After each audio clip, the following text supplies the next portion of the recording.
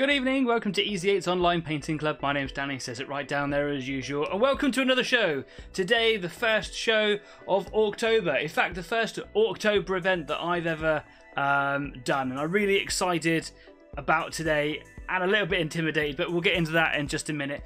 Anyway, if you're new here, Easy 8 isn't a tutorial show or anything like that at all. There's loads of that sort of stuff out there already on the internet, and frankly, I'm just not that good. This is just a place where you can come along. It is the place where you can come along to come along and paint your miniatures, make some friends over here, maybe bring some friends as well, and just kind of get your stuff painted, knowing full well that there is someone out there like me who is struggling or succeeding, or, you know, kind of a bit of both.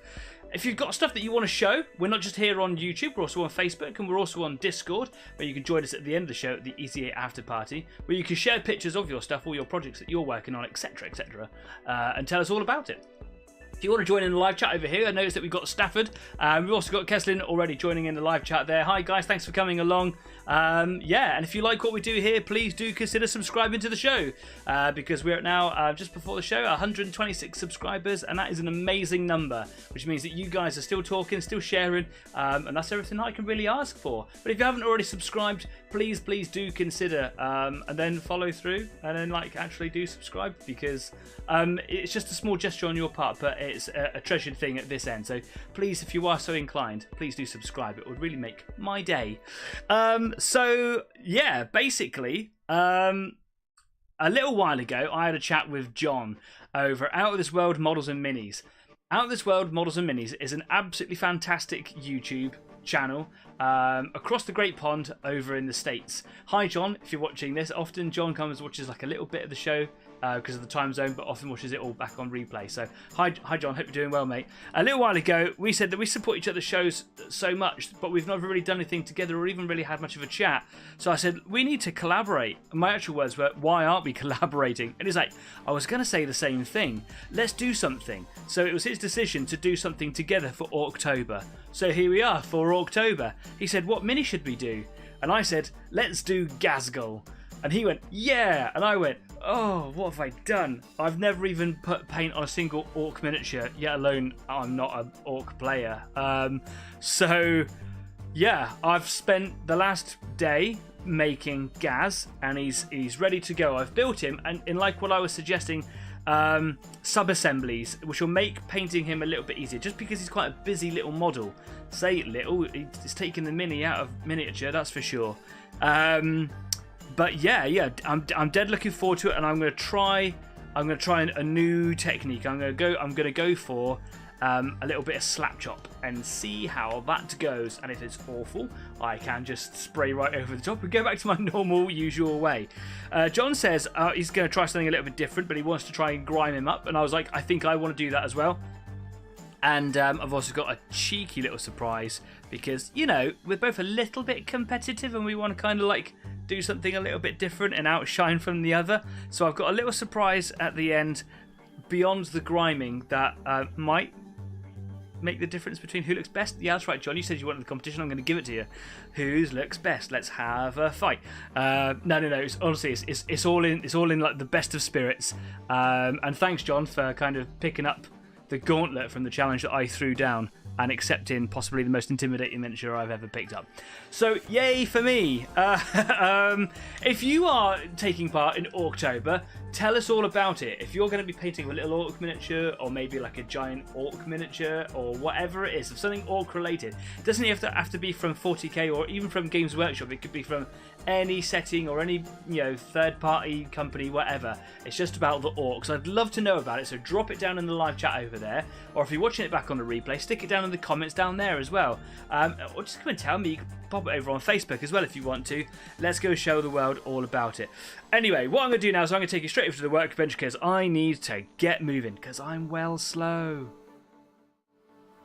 Oh, what a fade in with the music. That was good, wasn't it? So here is Gaz. All painted up. Yeah, I win. Nah, just kidding. This is the box art, clearly. He comes with 2 miniatures in the box. He comes with this little grot holding this little boss pole. For October, I'm not going to worry about that. This isn't Greenskin month. This is Orc month, and he's an Orc and he's not. And Orcs are bigger and better, and they take precedence. Also, I just don't want to worry about him, because I'm an incredibly slow painter, and I've got 4 weeks to do him, or thereabouts. So yeah, there we go. That's Gaz. Do you know, surprisingly, he came in the same size box as everything else does, and I was expecting him to come in a bigger box. But here he is in all his painted glory with his little boss pole dude. Shows a little picture of his backpack. He's got alternative ways that you can set him up. So if you want to, you can have him looking to the right. You can have him looking to the left. That's relative to his size, of course. You can have him with smoke coming out of his big shooters, or not. You can have chains of, belts of ammunition coming out of them, or not. I've chosen to go with no smoke and lots of ammunition. And you can have him set up so he's either leaning to the left or leaning to the right, and it depends on how the terrain goes underneath him. I've actually got him looking in the same way as this guy, but so that he's kind of tilted more on the other side. Do you know what? In fact, why am I even trying to show you here when I can just actually get the miniature out? So sub-assemblies. I started off by having the actual base here separate from any other part of the miniature. Here's Gaz himself all made up in sub-assemblies.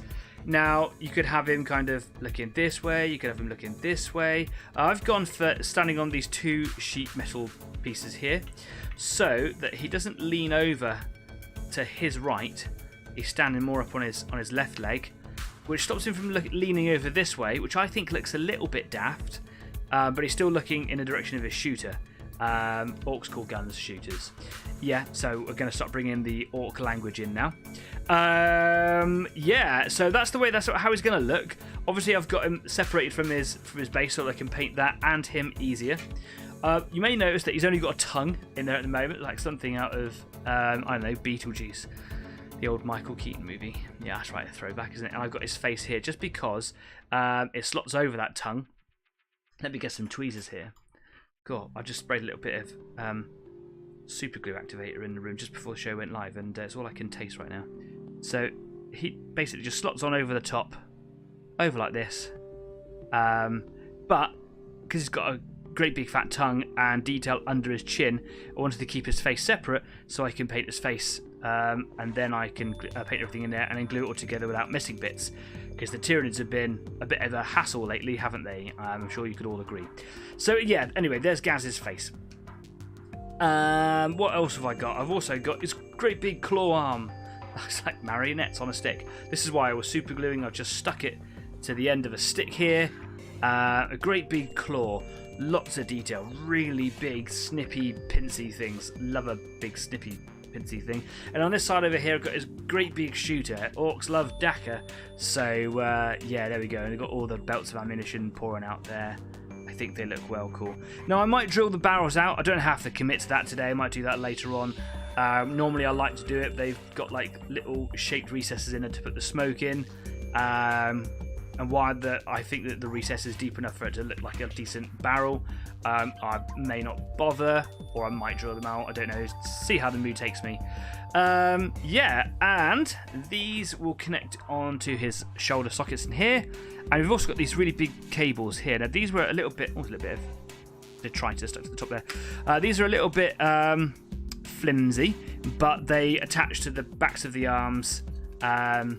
So in here somewhere, and then this fits into there. Basically, I didn't want to connect them as like a third piece later on, so I've stuck them on there. I've measured them, and I've dry fitted them, and I won't be able to do any more dry fitting until I take them off these sticks.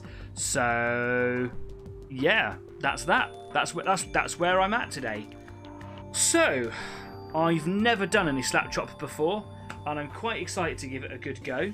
However, I'm going to start with a little bit of spraying. I wanted to get some of this spraying done earlier, but in all honesty, it took me a whole day. Well, a whole day. He came midday yesterday, and he has taken all of that day and the good portion of today to get him made, because he's quite fiddly. There's a lot of detail and stuff on him, and I wanted to take my time. I'm just moving some of the other miniatures that I've been doing over the last few weeks because I don't want any overspray ruining them. Yeah, there we go. Just move these bad guys over here. Oh, I will throw that robot down there. What a shot. He is still okay. Whew. Oh, only on a live show, huh?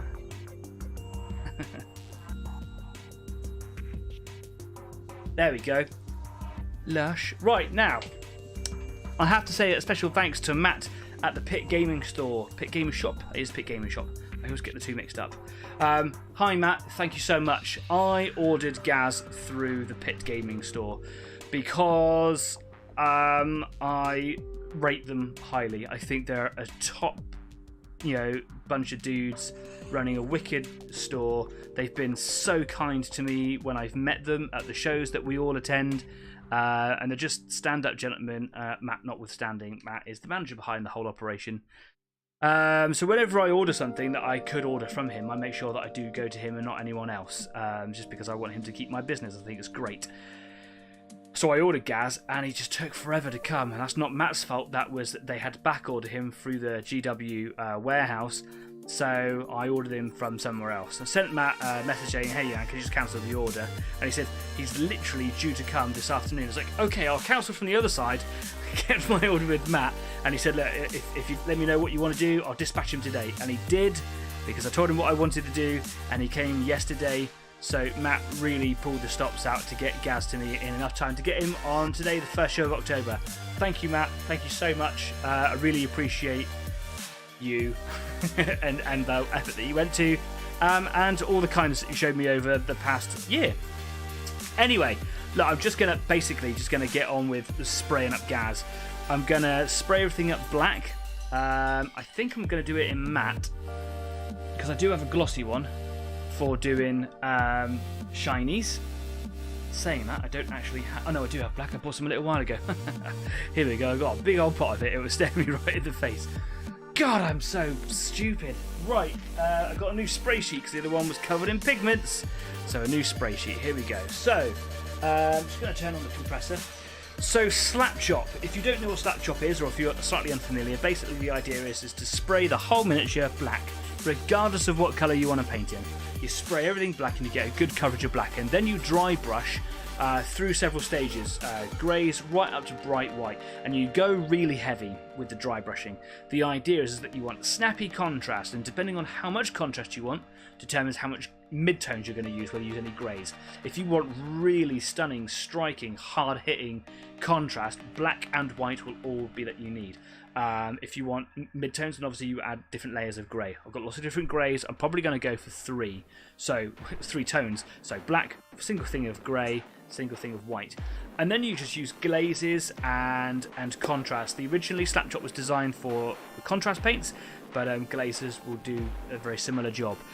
What happens is that the colour from the paint, be it a glaze or a contrast paint, tints the object that you're painting, but the contrast shows through. So you get automatic rendering and this kind of grittier look, feel to the creature, model, miniature, whatever it is you paint. Orc. So yeah, there we go. So hopefully my airbrush is playing ball today. Quick check on the needle. Okay, good function check. What I'm going to do is I'm just going to put a quick, just a drop of cleaner in there, because I think that it helps lubricate the inside, and it's also just to clear out any rubbish that might be in there, any dust particles, or just a bad cleaning job, because we all know how I am with that. There we go. So I'm going to basically fill my hopper up because I need to. I'm going to be using a lot of black today. Before I do that, of course, I'm going to give it a good old shake. And for those of you that are waiting, I'm going to put it on there. Good old WAAAGGGHHH. Staff says, Daddy, calm down, stop rushing. Gaz will look great. Yes, you're right, hopefully, but it took me 8 weeks to do a 2-week project a little while ago. And this is the first talking I've really done all day, apart from taking my car to the garage. So I'm just happy to have human contact, man. Oh, that's a good cup of tea. Gonna put it on the WAAAGGGHHH, because you gotta waz your paints. Kez says, I'm going to try and paint my orc with only speed paints by Army Painter. WAAAGGGHHH, you got it this time. So only speed paints. So basically, the Army Painter's range of contrast paints. I want regular photographic updates on that, please. I think that would look great. So if you're willing, put them up on Facebook, please. If anyone wants to see Kez's stuff or anybody else's stuff, head on over to Facebook. Woo! So I'm not going to be just doing Gaz on the evenings. got a little bit of holiday, which I'm in right at the moment, and I'm going to be spending as much time up here as I possibly can without going mental, because John's just going to be working hard at his Gaz. So yeah. Anyway, here we go. A little bit of a test there. Ooh, that's drying quick. That's a good flow.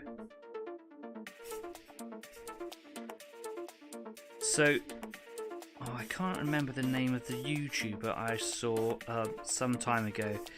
No, it's gone. That's a shame. My memory recall is awful, as most of you know, but there is a gentleman in the States who does a lot of Gundam painting, does a lot of airbrushing, and he did like a little guide on how to airbrush, and I'm going to try and follow his guide as much as possible, and that is get a dusty little layer down first and let it dry. Almost to the point where you can't see that little layer. I've gone a little bit heavier than what he suggested there. And then just give it some air. Let that first layer settle down. Let it congeal.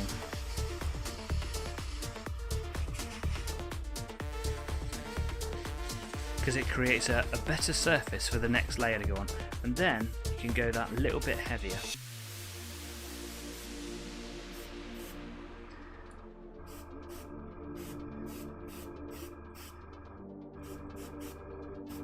So Stafford, are you doing an Orc model this evening, or are you just cracking on with regular projects? Ooh. I may have made my little wooden pole thing is a little bit too long, but I can hold him like this, so my hand goes here and I hold him like with fingers at the end there. Just means that it's so much easier to handle this part of the miniature. I don't have to like come back and do the bit that I was holding my fingers, or get paint all over my hands, make the model all sort of tacky. So tonight I'm very aware that there's going to be no detail painting almost of any kind. It's literally going to be layering on the base and then dry brushing. That is literally my evening.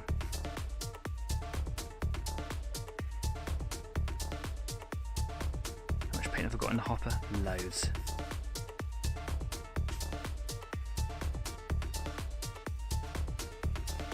No, I'm not an Orc player, neither is John, but that's not the point. You've got to give the Orcs some love. They are actually one of my more favourite entities in the Warhammer universe, just because, well, they're just in it for the fight. There are so many like agendas in any game, political agenda, military agenda, blah blah blah. And the Orcs are just in it for a punch-up. Now, Gaz is like the most famous, probably the biggest, meanest Orc there ever was. And his arch enemy was a human called Yarrick. It was a commissar. And in the recent, spoilers ahead by the way, in the recent lore for 40k, after all of the years that the two have been fighting in, you know, all their supporting stories or whatever, he finally captured Yarrick. And then he let him go. So that he could carry on fighting him. Because Orcs like a good fight, and Yarrick gave him one. Yarrick was just trying to kill him.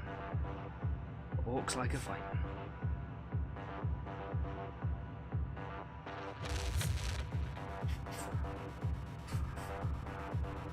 Cool. What this needs, of course, is a porcupine, which I haven't thought of. And they're still full of gargoyles at the moment. We'll just put those free. There we go. You can see the staff has said something. He's got a 15mm town to paint. At least they don't have tracks. Yeah, right, at least they don't have tracks. So, cottages, are you doing... Are you doing like walls? Are you doing tiled roofs? Are you doing window shutters? What part of it are you doing?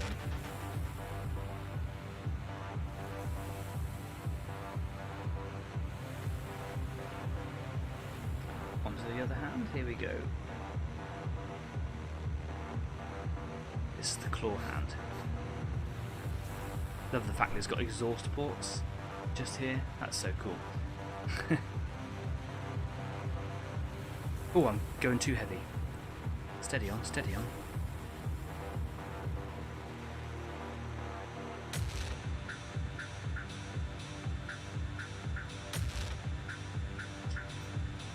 So I'm really intimidated by this build, just because the largest models I've ever painted are tanks, and they're nowhere near as detailed as this at this scale.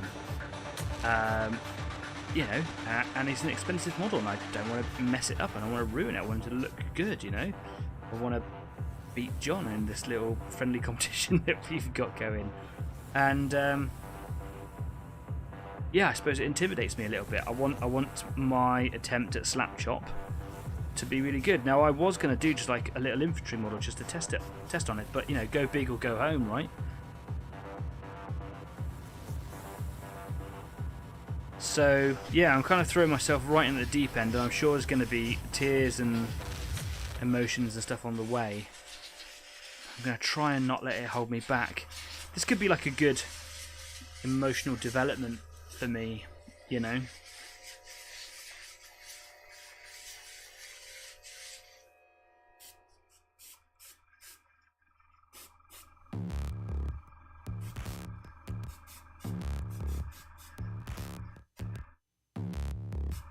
Now there's a lot of sort of hidden areas like inside the claw, I'm going to call it this hood, where the finger joints go inside, where if I don't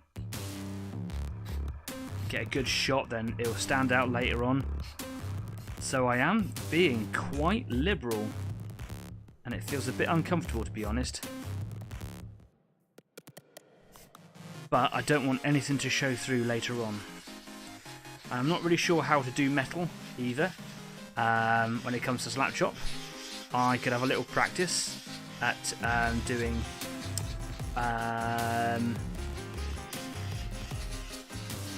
like silver. Really struggle to think of that word there. Silver with a contrast medium, and see how well that works. Or maybe like silver, I'll just do normally and it will just pop from the rest of the miniature. So I've got some stuff to discover along the way. Now, as you've seen from the box art, Ghazghkull himself is of the tribe of Goths, Goffs. There are lots of different tribes, or at least I think he is, but they commonly wear a lot of black, so their arms all painted black and things like that. Now, in an orc warband, you'll find all the different tribes, or lots of different tribes. So you could have speed freaks, you could have flyboys, you could have whatever you wanted. But basically, each specialising type of orc is a different tribe. You can get feral ones, you can get the flash gits, all these sorts of things. Bad moons are another one where they're just really rich and they're ostentatious, so they wear a lot of yellow, so on and so forth. And you can make your orc warbands or one tribe, or you can make it a diverse community if you want to. But I'm going to keep him as the box art is, or as close to. So I'm going to try and replicate not exactly what you see on the box, but where it's black, I'll try and do black, etc. And that probably will make my life a little bit easier, a bit more forgiving, hopefully. Right, now I'm just trying to see under the lights here if there's anywhere I've missed. I'm going to do a bit more between those finger blades in there.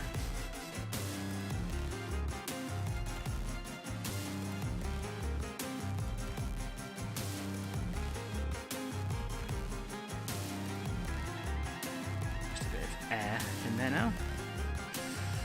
Now, I was thinking before the show, like earlier on today, that I could go and get my partner's hairdryer, which absolutely I'm allowed to do, and she's not here, so she can't tell me no anyway.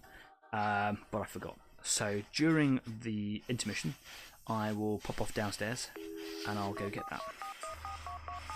As long as we don't tell her, that would be great. Just kidding. She's fine with it. Just don't use the cheese grater. Yeah, you got to go back on Facebook a few months now to find out what that was all about.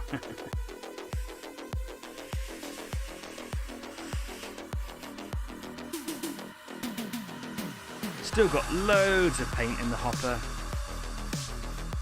This primer is really good.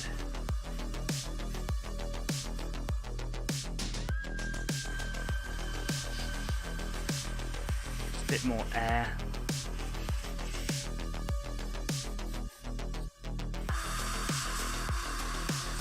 Stafford says, I am painting walls and floors tonight. Yes, Gaz is a goth. Yeah, I thought he was.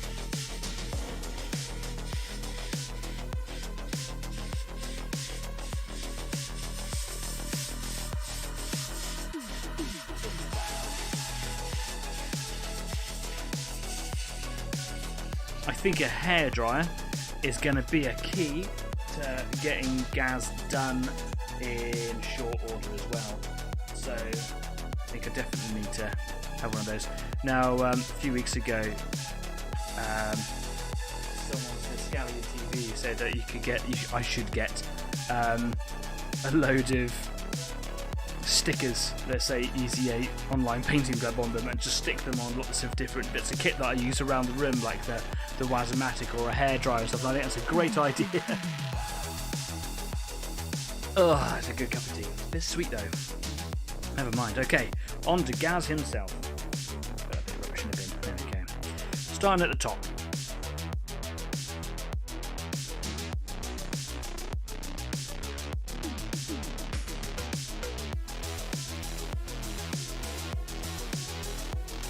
Such a detailed model. Such a wonderful sculpt as well. I'm really happy to be doing him. John initially said, let's do like something like a Death Dread. And I was like, let's do Gaz. He was like, yeah. I was like, oh my god, why have I said this?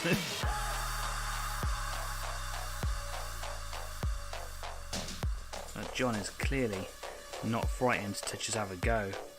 And I'm trying to use that same mentality.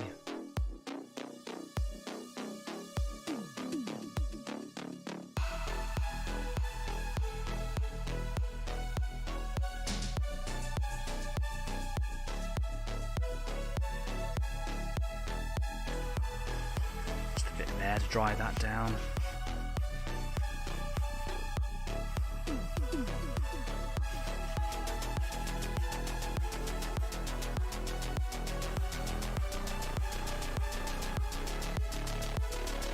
I did try putting a stake to his foot earlier on so it'd be easier to hold him, but it was harder than I wanted it to be. So at the moment I'm just holding him, just by hands for now. If it gets tricky to hold, well, we'll tackle that later.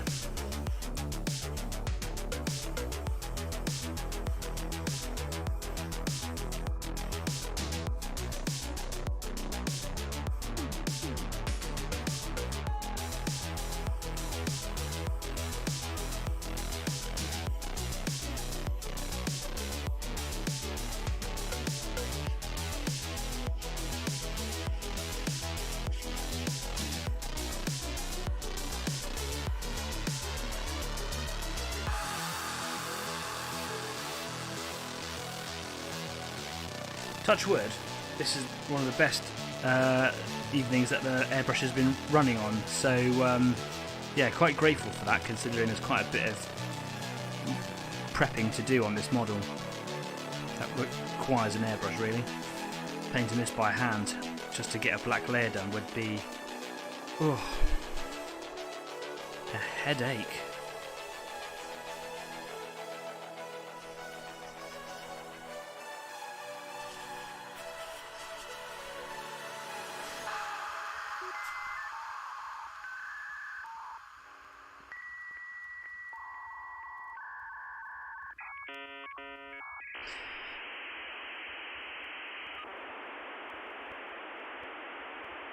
Now I know that when it comes to putting him together, because he's still got his arms to go on and his face, and then he's got to go on his base of course, that painting him and then gluing him together won't necessarily work. So if you put poly cement on painted plastic, it just melts the paint and not the plastic. It doesn't stick very well. But I could just kind of scrape off the areas that I want to glue together, or I could just get like a little cotton bud with some alcohol on it and just literally just remove that paint in just a couple of wipes. That's a bit more aggressive. But it's a very simple procedure, so I'm not fussed about that at all. Now, most of the models that I've been painting for the last, well, probably for the last year, have all been pre-built because they were very kindly gifted to me as old projects and stuff. Who am I to turn that down? But it means that, you know, I have to kind of work with the way that they've already been put together.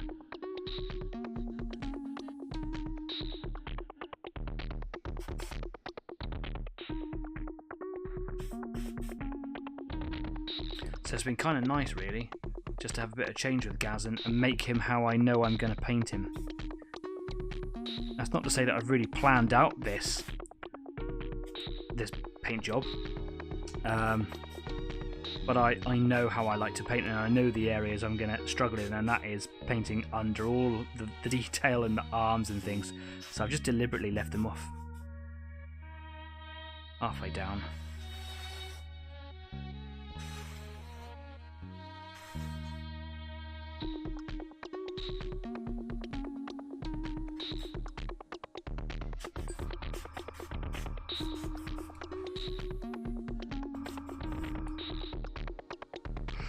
Trying to not let any part that I painted touch anything for the moment. Just going to hit him with some more air. This is literally a quarter of the show in right now, and it's just spraying black on him.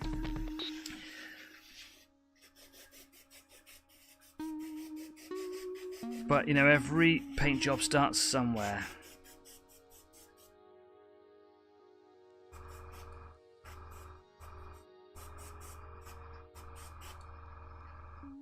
And like I said earlier, just trying to make sure that I'm being meticulous.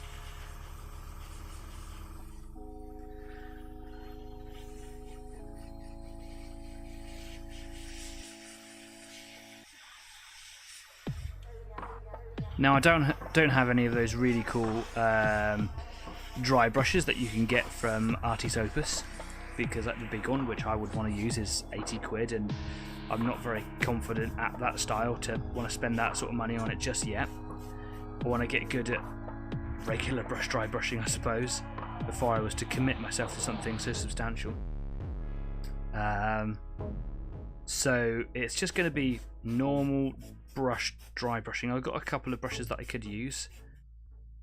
Now I'm sure it'll take me a minute or two to kind of work my way through my brush collection to find out which one works best in which way.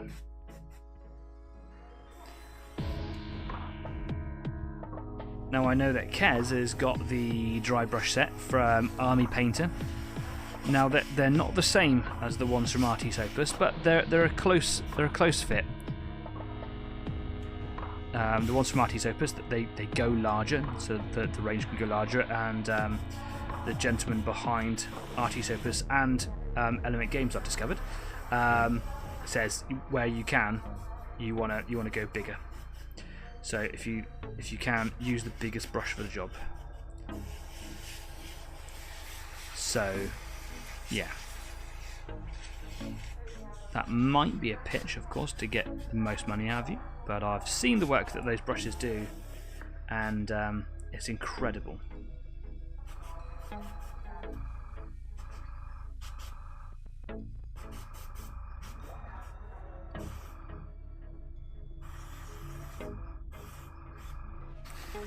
Almost there, almost there.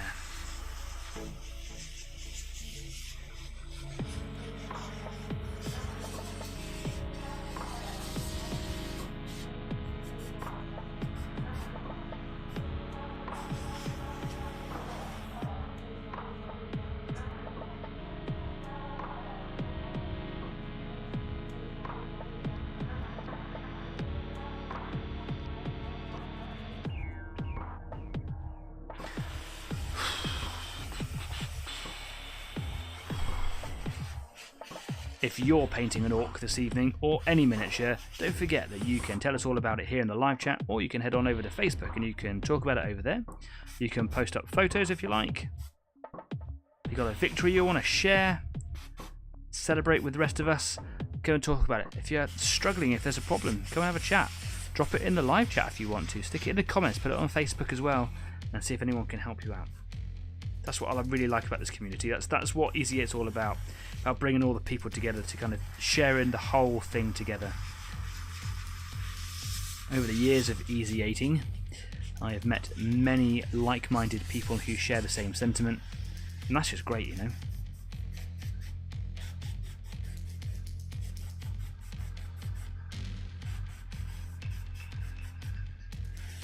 What I really like about this, tank connoisseurs will note the crank handle on the back of his backpack, designed for giving him a good start.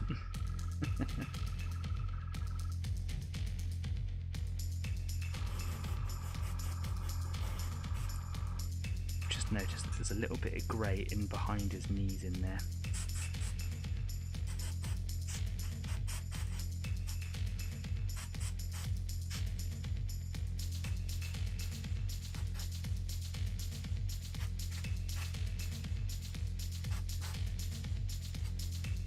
While that feels a little bit heavy-handed to go in like I just did, was kind of a necessary evil. As long as I didn't hold it down for too long, I was able to get a bit of paint and just really heavy spray inside that jointed area. Just blast it all down with some cold air. Under that knee pad there, also a bit of grey I couldn't get either. Right, I'm going to dry this other foot down so I can hold him by the other leg.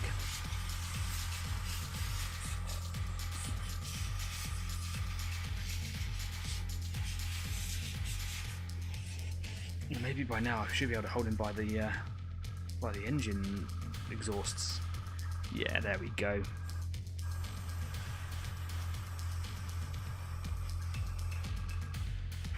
can see I drilled a little hole under here.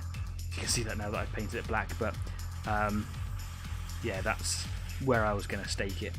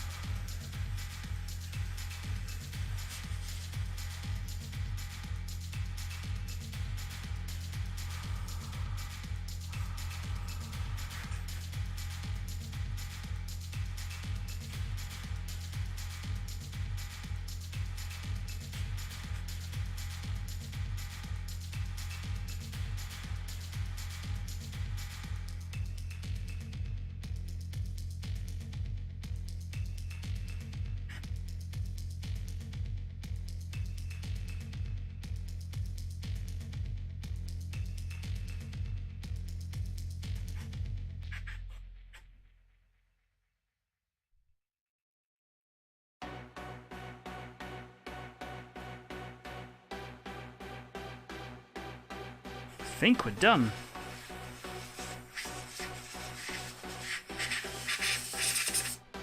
There's a little bit of debris sticking out of his that little hole that I cut there earlier. I'll see if I just get all that with a pair of tweezers before it becomes a problem. There we go, it's all done. Excellent.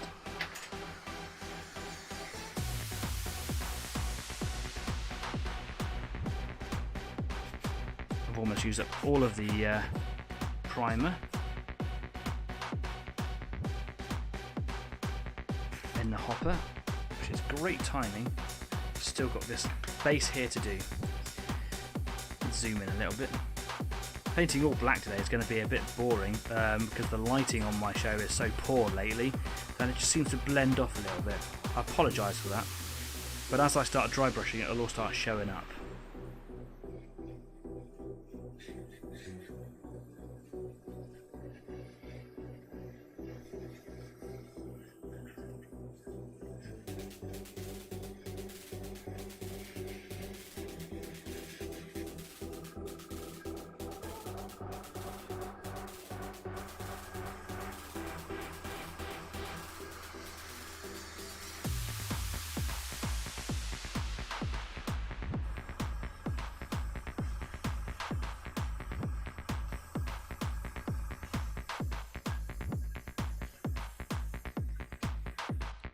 Now I'm making sure I cover every part of the base, even the black bit and the rim, because like I said, it creates a nice texture for normal paint or future paint, normal paint, to attach to.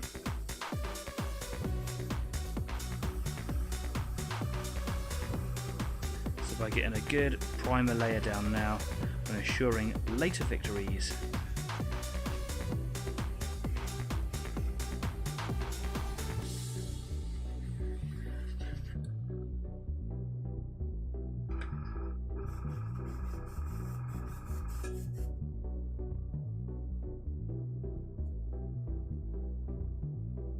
Just on the underside of those bits of terrain, which probably stand out quite a bit right now.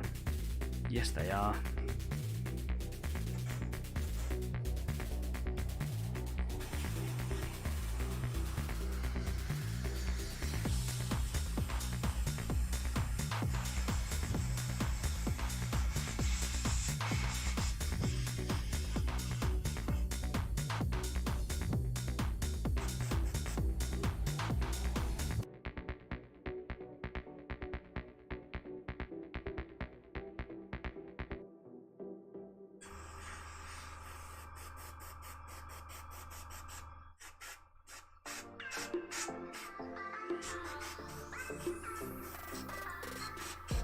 And literally, as I finished doing the black, I've ran out of black primer. It was like it was ordained, like it was a destined thing. Wonderful. Excuse me while I clean out my airbrush. Darren has joined us. Good evening. Hi Darren, welcome to the show. Haven't seen you on here for a while. I hope you're doing well, mate. How are you? Tell us all about yourself. While I have a cup of tea and just purge my airbrush there a second. A lot of primer in there, it needs to go. Oh, yum.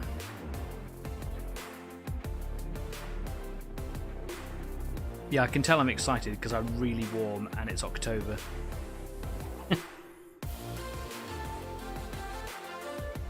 Thanks, Staff, for calling me out on it as well, mate. Just calm down. I can't help it, man.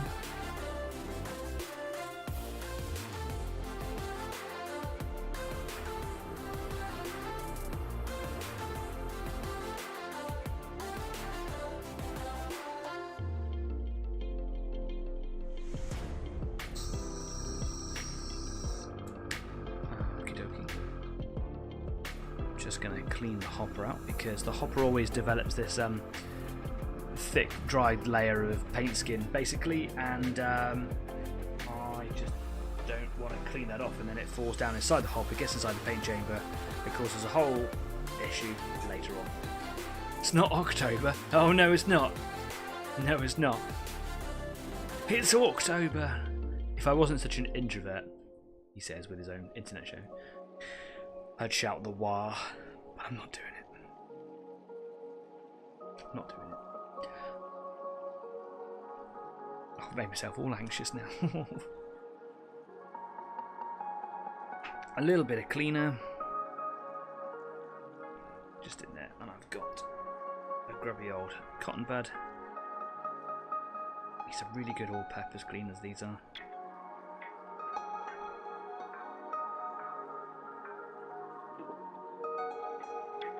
Yikes. It's October. Yeah, work and more work, I'm afraid. Nothing interesting. Oh, well, do you know what? Work's important.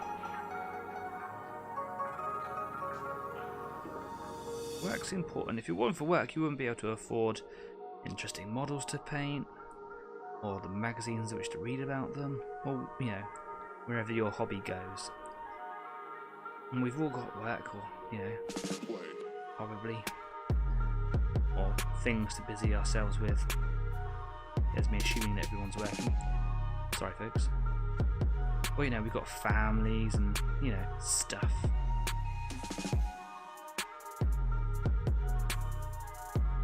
But if you go to work, be sure to tell them about Easy 8. Because you never know, there might be like a reclusive 40k there, or a reclusive, just general hobby modeler. You never know who's around the corner, do you? Let's get another one, because it's full of gunk now.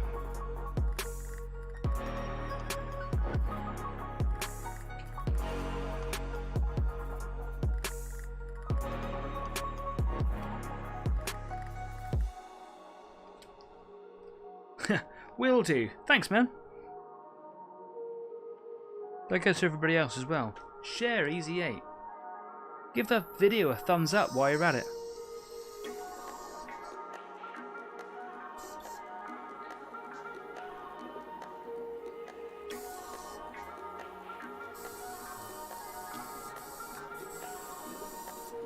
Still got a little bit of black residue coming out of the airbrush there, so I'm just trying to make sure that I get it all cleaned out. So after I've put a little bit of cleaner in there, just a bit of water now just to flush that through, and anything remaining, and then it gets a deeper clean later on when I remember, which will not be tonight, as we all know. Anyway, that's enough of that for a minute. Let's turn the compressor off there. It's actually quite hot. Ghazghkull is undercoated. Fantastic. Let's put the primer over here. Wonderful. Darren says, I've been fancying some 1/48th aircraft lately, but I need to finish the truck first. Well, you know, I always say it's healthy to have a couple of projects on the go, but don't listen to me. I might be the devil on your shoulder, you know. But if you're not finding a lot of time to get around to everything, then perhaps don't listen to me and you just do what you got to do.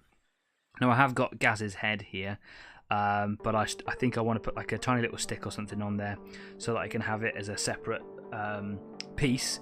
And then once I've done the bit where his face sits onto, then I'll just happily glue that in, knowing I probably don't have to come back to it. But yeah, it's such a small piece that I don't want to just do it in my hands or on a pair of tweezers. I definitely want to glue it to something. I've got like what I've done the arm sub-assemblies on, where I've just got these big like cocktail sticks or skewers. I've got ones with little paper clips, and they're really good for little detail pieces like that. So I'm not going to put them under the airbrush or anything now, because I'll just end up firing them across the room. It's not important right now. Okay, let's get the arms off here, and let's put them into my corks.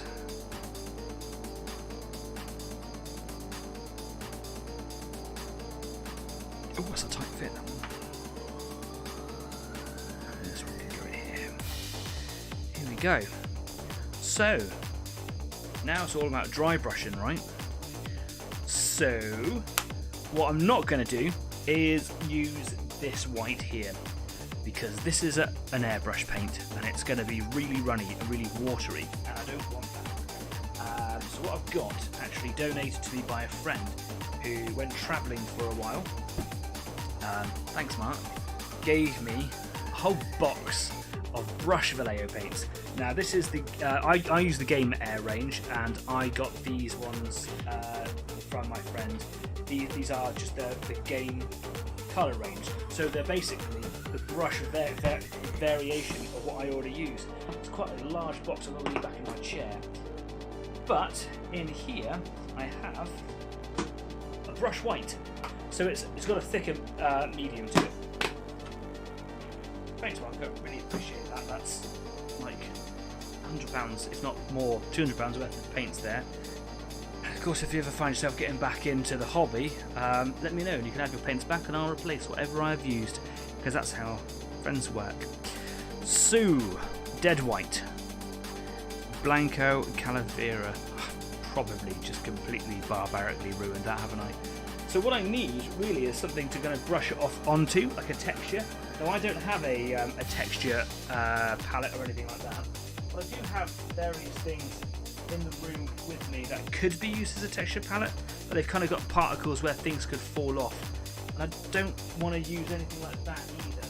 So for now, what I'll probably just do is I will just use my palette, my normal colour palette, where, if you can see just on the side here, I've just got like layers of paint and texture paint and things like that. So that will do the job. It'll be working in a small area here for a while, until I can get myself something that will work well as a texture palette. But that's okay, that's fine. But now it's really about finding what brush really works well for me. I've got several brushes that could do the job. To start with, I'm going to be doing the claw hand, because it's the smaller of the three pieces that I'm working on.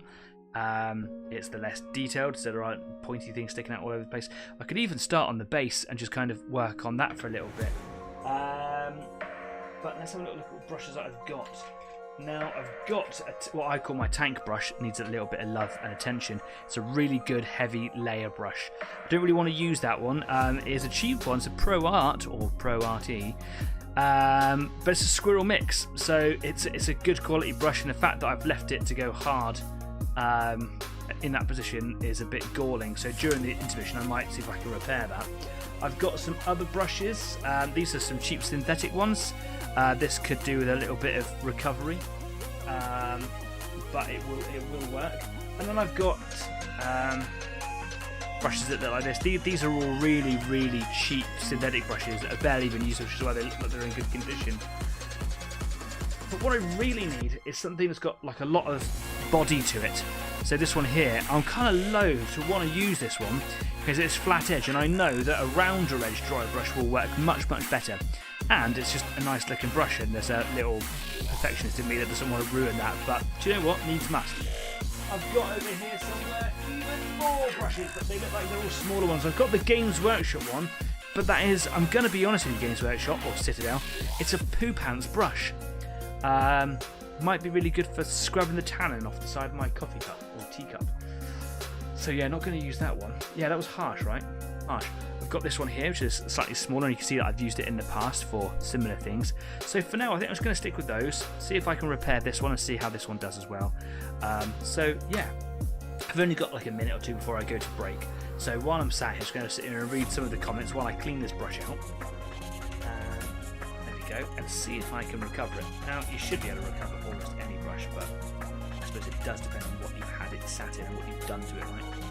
Just going to see if I can work that. Brush cleaner in. I've got some Green Stuff World brush cleaner, but I know that I've actually recovered brushes that have been sat in turpentine and have gone completely rock solid just by using dish soap, like fairy dish soap, and moisturiser of all things. Starting to break into it. It is absorbing the soap, which is a good sign. I was hoping it would be a bit quicker than this, but yeah. So, comments. Darren says, I have 5 bits of armour on the go. Oh, what your blacksmithing armour. Good for you. So yeah, you've got lots of projects and stuff going. So yeah, you've got things on the table. Kez says, think I put the green on too heavy. It's darker than I would have liked. You can water down any of your contrast paints. They are just basically heavy pigmentation glazes. They are formulated to be different. There'll probably be people out there who would love to have a go at me for a comment like that. They are formulated differently, and it's all about kind of drying speeds and things like that. As soon as you put a contrast down or a speed paint, it will start to develop, I'm going to hope I get this word right, homogeneous layer. Basically it means that it's going to start drying almost instantly, and if you start moving your brush over it too much, it's going to dry and then you're going to start peeling it. So the idea is to get it down kind of in how you like, nice and quickly. I'm halfway through recovering this brush. It is now bendy on the end. But you can water it down and it will still retain a lot of its properties. Obviously the more water that you put in it, the more dilute that the original properties will become. You can mix ordinary medium, like paint medium, in with it. That will do the similar sort of thing, but it will keep the tension of the surface tension of the paint intact. And you can also get contrast mediums, which are designed for watering down the opacity of contrast paints. So, for example, I could put down any colour in contrast medium, any contrast I wanted to, and then add contrast medium to it. That would desaturate the heftiness of the colour, if you like, but still maintain all of the contrast properties in there. It'll be worth having like a little clean palette on the side so that you can see how much of that effect that you want to keep before you put it on the model.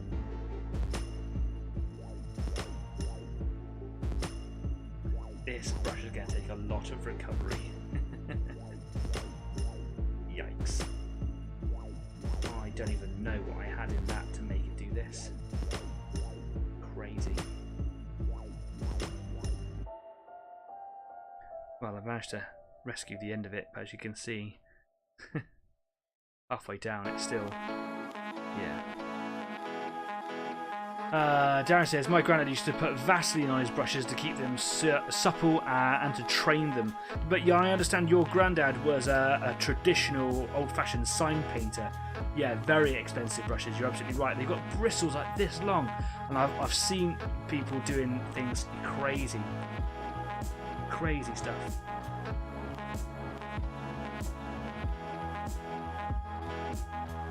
Pouring this soap directly into the base of the bristles there, trying to work it in, trying to introduce any sort of moisture into where the paint's made to go solid, just to sort of break it up, and I'm just applying pressure from the side, and it's breaking up the stiffness of those bristles, which is great. It means I'm covering the brush, but it does mean it's probably got into their ferrules, and that is a bad thing, and I'm sorry for anybody who takes offence to that. You can actually see that there's some paint coming out of the bristles, that's good.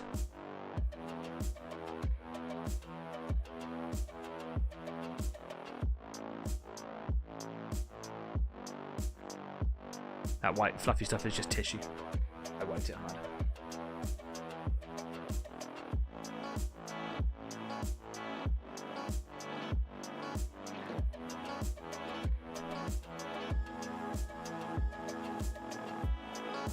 Oh, there we go. I've actually recovered that brush. There's still a little bit to go in there. Mind you, that rigidity there actually could be the base of the wooden pole. I've done it. I've recovered my brush. That's just brush cleaning soap I put in there. Phew. Let me just water, just kind of scrub the soap out of it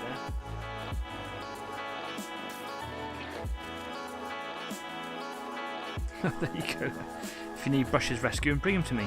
Don't bring them to me. That was a silly thing to say on the internet. I don't want you to bring me your brushes. So I could use this as a dry brush if I wanted to, but as you've seen, it's a good brush. It's really good for like doing large amounts of layer by brush. But I haven't done anything like that for a long old time, so I'm actually going to use this. I'm going to give this a go. I'm going to be careful with it. I'm not going to go stabbing or anything like that with it. If I need to do anything like that, I can use this brush, right? That's the whole point of that. And I will practice initially on the base, but I'm not going to start with a white, even though I've got the white out. That's just for in a minute. Of course, what I want to do is I want to go to a grey. So I'm going to have a careful look at my grey colours here. I've got Dawnstone, which is a nice sort of in the middle colour. So yeah, I'm going to go straight to that, I think. Now that is the colour that isn't looking so hot in the pot. So what other I got? All of that rhymes. Eshin grey. Perhaps I'll start with some Eshin. Yeah, that would be a good one to do. So I'm just going to give this one a good shake, and then I'm going to go for a break. But we know what I do when I shake a paint. Stafford. I know there's a time delay, and I'm about to go to break. So come on. What am I going to do? I'm giving it a shake. Gonna go and put it on the Easy 8. WAAAGGGHHHH. One day we're going to time it. We're going to time it. I know he's got to put his brushes down. He's got to put his model down. He's got to type it, and there's a delay. That delay could be up to about 15 seconds sometimes. I don't know why.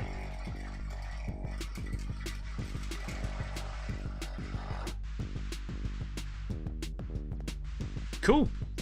There we go. WAAAGGGHHHH. We're done there for a minute. So what I'm going to do is I'm going to disappear for just a few minutes, really. So I'm going to go get myself a fresh drink. The tea was good, very sweet, but I might go and get myself a boozy one because, you know, Orktober, right? And you can let me know how your projects are going as well. I've got to go check on the cats because my partner's not at home and I can hear them outside really fussing. So that needs to be that needs to be seen to. And then it's just dry brushing, right? Dry brush, dry brush, dry brush. I haven't done dry brushing at this level for a long, long time. Anyway, I'm going to go for a break for 10 minutes. I'll see you in a second. In the meantime, go change your paint water and get a dry brush, right? See ya.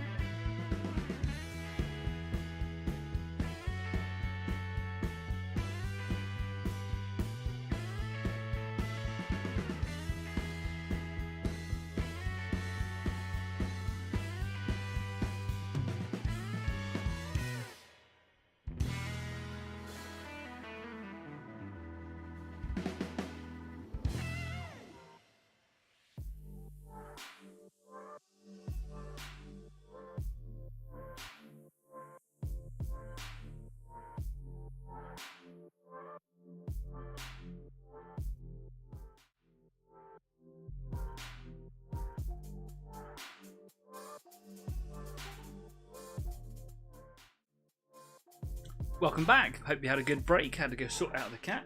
She tried to have a go with the vodka. I thought as soon as she smells that, she's gonna run away and go like, nope. So I'm gonna have to keep an eye on that animal for a while. Anyway, happy Friday, happy weekend. Cheers. Here's to October. Orktober. Yeah. Every week. Oh, yikes. Anyway, while I was away making myself a cup of poison, Kez has just posted up a picture on Facebook of the orc that she's painting. I can see exactly what it is that you mean, and I don't think you need to worry about how intense or bright or even dark as that may seem. It looks like some really good coloration you've got on there. What you might want to do once it's all painted, maybe get like spray a layer of varnish on there perhaps, and then just do if you're really into the colours, don't have to go with a heavy filter, just maybe a slightly watered down Agrax Earthshade or Seraphim Sepia or something like that, that will blend the colours together, will run into all the details a little bit as well, and it will hopefully kind of unify everything in what is called a unifying colour or unifying wash. But that's a really striking green, isn't it? The yellow, very vibrant. You've gone for a white base. Those colours are going to be very electric, but what a very neat, steady, tidy hand you've got there. Well done. Cool. I'm looking forward to seeing how that comes on. I can see the green on the hand actually. That's looking really cool. Also, it looks like, I see, I'm not an orc expert, but it looks like you got a flash kit. Flash kits are well cool because they get all the flashy stuff. There you go. Anyway, I've got a little bit of Eshin Grey in my palette here. I'm pretty much ready to go have a go at dry brushing now.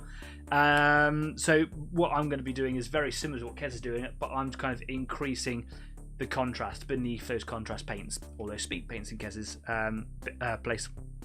Anyway, if you're new or you just haven't done it yet and you like me, that would be great if you did. Please subscribe because it would really make my day and makes the channel grow, and I want this channel to thrive, and it is doing really, really well.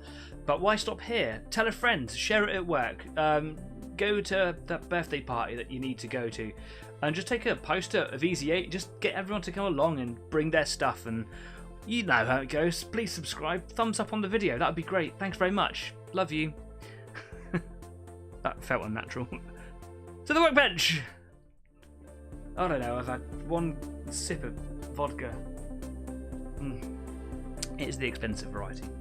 Anyway, spared no expense. Dinosaurs. Yeah, I'm having an ADHD day, I think. So I'm going to practice on here before I practice on anything else because it's an easy place to practice.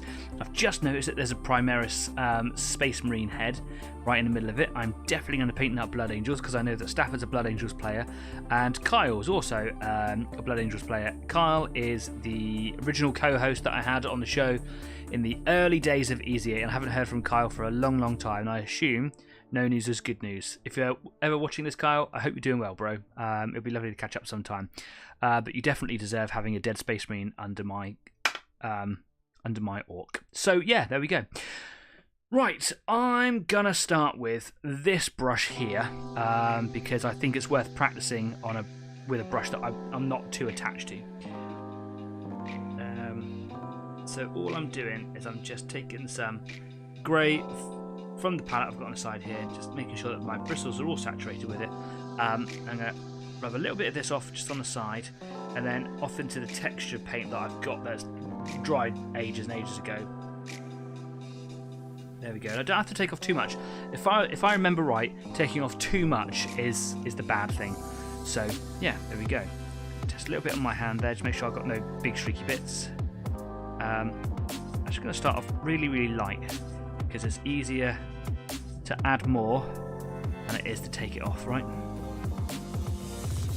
And already it's bringing up all the edges. Now I've been told circular motions, but I suppose that works better with a round brush. A round-headed brush, a little bit like what Kez has got.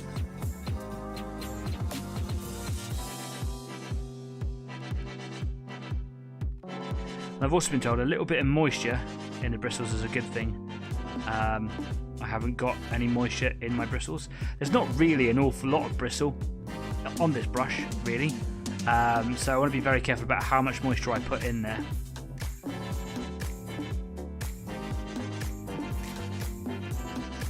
I actually hold my brush right by the end here and then just start doing little circular motions. Try to not spend like too much time in one area. So like for example on this beam that sticks off here, if I was to spend all of my time on there, I'd end up with a really heavy bit of dry brush. And what I want to try and do is keep the spread of my paint quite even. So I'm trying to make sure that I don't build up in one area. And now that I know that I've got no crazy amounts of paint on the brush where I would leave like a big, you know, blob or whatever, I know that I can now kind of push, and that's kind of really getting the paint out of the bristles of this brush. Now it still looks very, very black, but you can start to see that it's starting to stand out a little bit more now, right? So yeah, I'm thinking I might want to go with a second grey before I go with the white.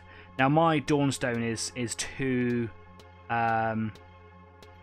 is too dead, really. I need to get a new Dawnstone, but that doesn't mean I can't go to my Administratum layer, excuse me, which is a really bright grey.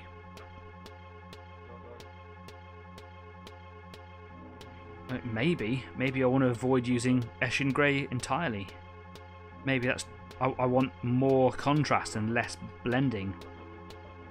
But that's why I'm practicing on this base to start with, right?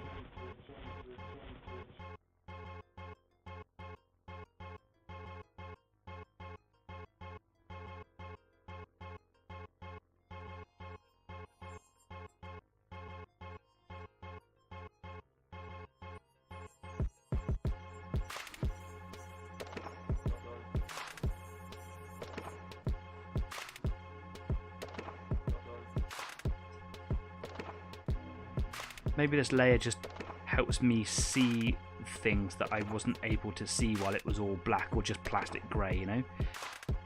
Maybe this grey won't do an awful lot for the painting later. I can't see it being very useful. So what I'm going to do is I'm not going to take this paint onto other parts of the model. I'm going to work all my way up through the layers on this base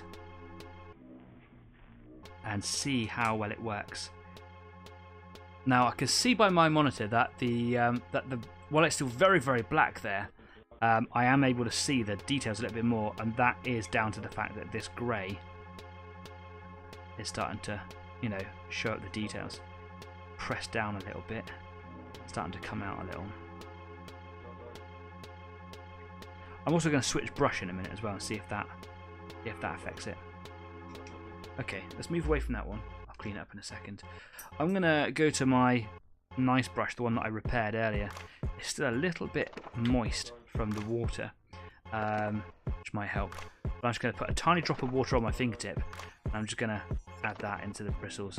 And that's enough just to keep it supple. I want to make sure that there's hardly any water coming out of it. I don't want anything really. It feels damp or cool against my thumb or finger or something when I'm brushing it like that. And that will just help the paint transfer without building up that big chalky residue, which dry brushing's awful for doing. If you're ever dry brushing in the future and you're thinking you're getting real chalky build up, that it just looks odd, it's because your dry brush is too dry, which sounds backwards. I get it, but yeah, your dry brushing, it should be not that dry. A little bit of rubbish in the bristles there to pull it out. Okay, cool. Same grey, different brush. I see it's already coming out much easier, that water in there. Okay, here we go. Starting the flat bit there. Oh, this brush is actually much better. Okay, I think I found my brush. I'm going to stay with this one.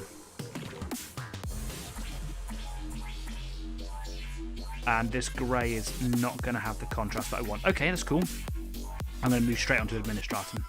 and then I'll go over and do like a softer layer of white over the top.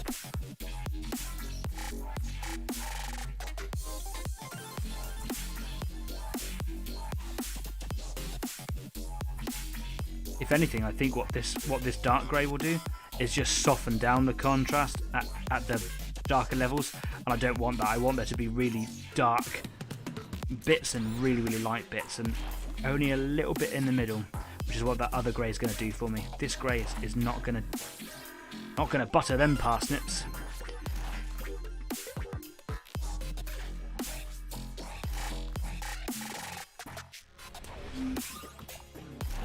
And I can keep on checking on my brush and making sure that it's in good condition.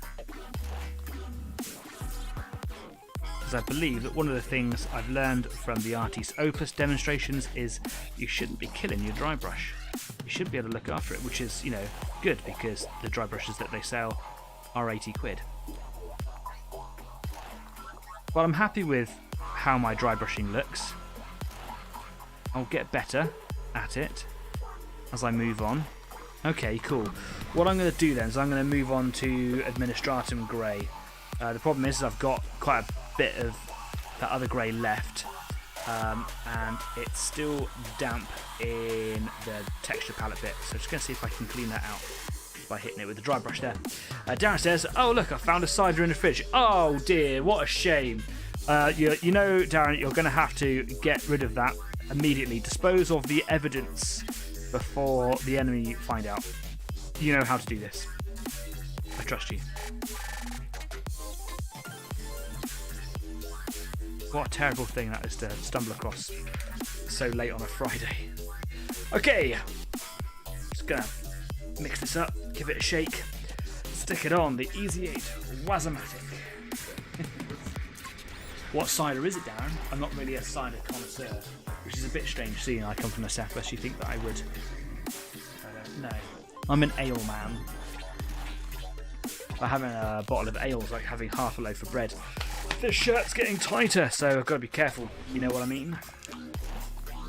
Okay, when you're taking out paint from your paint pots, don't use a good brush. Yeah, especially don't use your 80 quid Artis Opus brush. Just don't do it. Just use a crappy old brush that you don't care an awful lot about. So I'm just using the one that I always use for my airbrush. You know the one. There we go. I will put it somewhere safe. Nothing special. Too slow. Do you know, it's hard with the delay. Okay, so back to this brush. Again, I'm just going to put just a tiny dab of water into the bristles. I don't have a damper pad for it, so yeah, whatevs. Some paint in the brush. This is much brighter, so I'm going to make sure that I remove quite a bit of this before I go steamrolling in.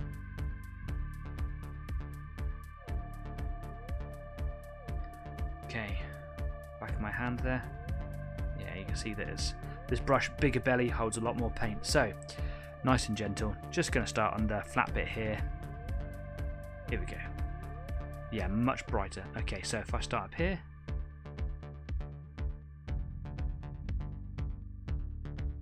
Yeah, I'll zoom in a little bit for you.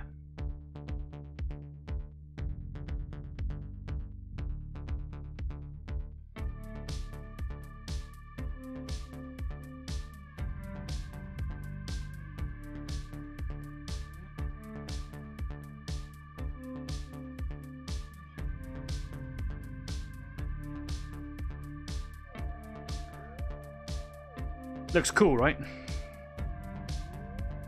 Now, I've said many a time on this show, I'm not a fan of dry brushing. That's before dry brushing became cool and mainstream and trendy, all because of Artis Opus. I can't remember the gentleman's name. My memory recall, as we've already established, is poor. I do apologise if you're watching this, but it's the same gentleman who started Element Games, who started Artis Opus. He's a very, very talented painter.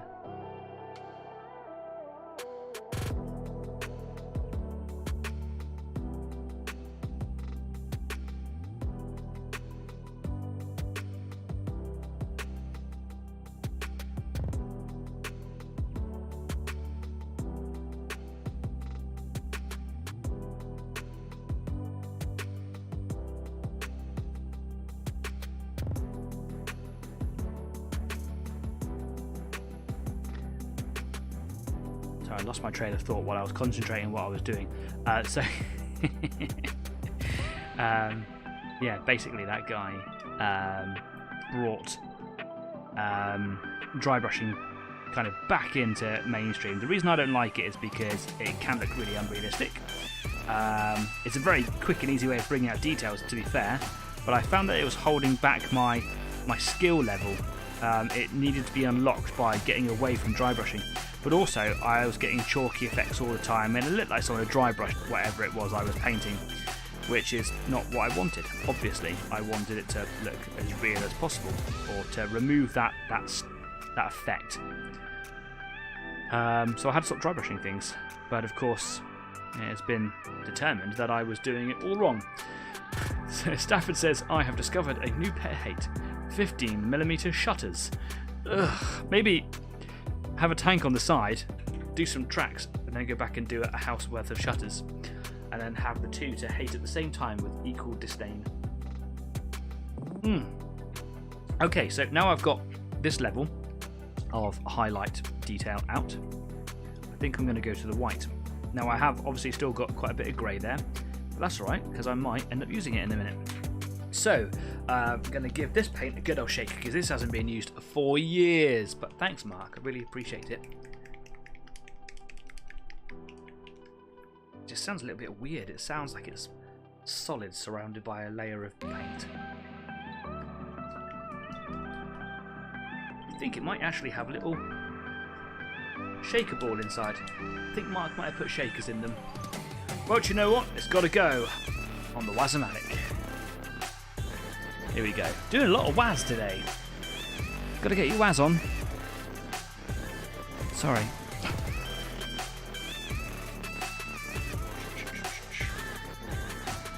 Just going to give that a good shake on all sides. So I do the bottom, I do the top, but I also do the sides as well, just to, I don't know, the vibration of the WAAAGGGHHH comes in a different direction. I don't know what I'm talking about. Oh, I headbutt the microphone, so sorry.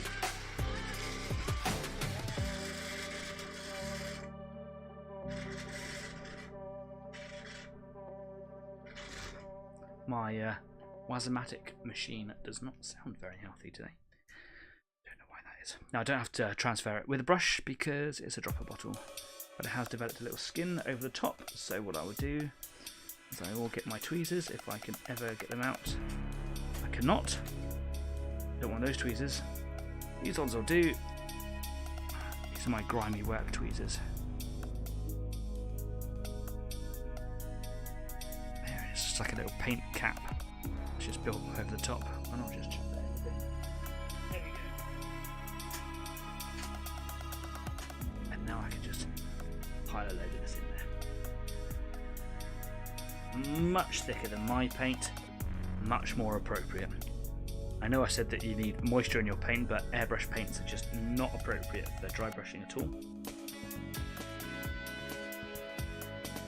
I've still got a bit of grey in that texture area, so I'm going to have to find another area that's got some sort of texture to it, and hope that it's going to be enough. An area where there's no to dry. It's going to come out of my palette. I should probably give it a bit of a clean down, but no, I'm not removing the paint that's on there. It's handy as a gauge for both colour and for texture. Here we go. Oh, this is going to really pop. This is going to really pop. There's quite a bit on here, and I don't want all that much to come out. This is going to be quite striking. Gotta go. Have a great evening, says Darren. See you later, mate. Take care. Thanks for stopping by. I hope you have a great week, man. If you do stuff on your builds, take photos of them. Put them on Facebook, please. I'd love to see them. Anyway, take care. I'm just going to increase the size of my monitor area. I've got like a lot of, there we go, a lot of unnecessary stuff going on there. Cool.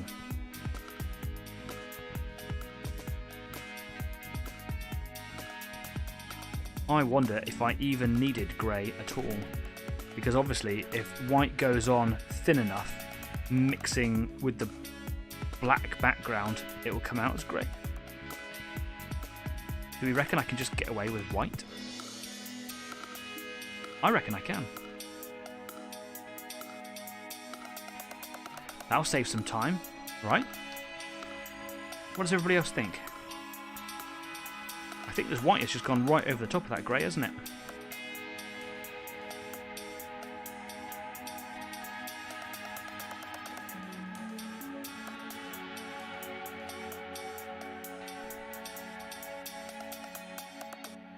Obviously where I want it to have starker edges, I just press a little bit harder.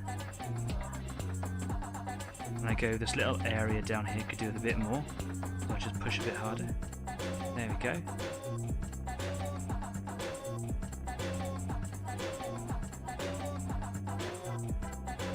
That's coming out really well, isn't it?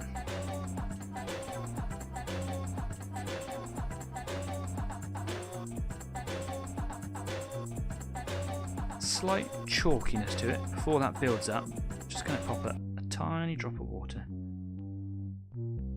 into those bristles there. There you go.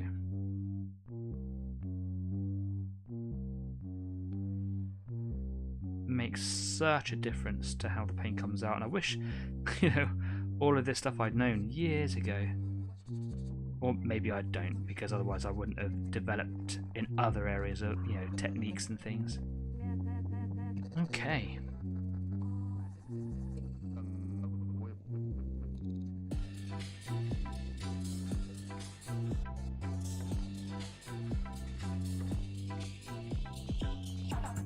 I've always enjoyed dry brushing. Yeah, I know what you mean, because it's such a simple, easy process to go through to get all the details that come up. Like, don't get me wrong, like, it's got its place. I just don't think I was very good at it. I always felt that I could do so much better, or that I had more potential to kind of unlock, and that the dry brushing was holding me back. But in this instance, the style that I'm doing today, it all evolves around this as a process. I'm setting everything up for the next layer. So it's like a totally different thing. It's not like I'm going to leave it like that now and that's what it will look like. This is just the canvas that it's going to go on. In fact, I'm actually going to go for a little bit more. I'm just going to get a bit more white over here. Rub that all up in there. Yeah, that's cool. It's quite a bit there. Yeah, the texture palette would be nice. Okay, this is quite a lot on here, so I'm just going to be very careful with this.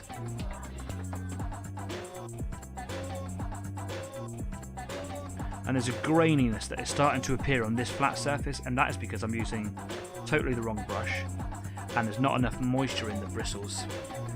Power Ghazghkull, am I saying that right? Hi from Spain. First time I've seen your name in the live chats. Welcome to the show. I hope you're having a lovely evening. Thank you for stopping by, especially if this is your first time. I really appreciate that. Are you painting anything this evening? If you are, what are you painting? Maybe you want to show a photograph of what it is that you're painting this evening. Stick it on Facebook. There are links to all of our platforms just below in the description. Ah, we got a new viewer. We had a new one last week as well. It's so nice. Thank you so much for coming along. That's made my day.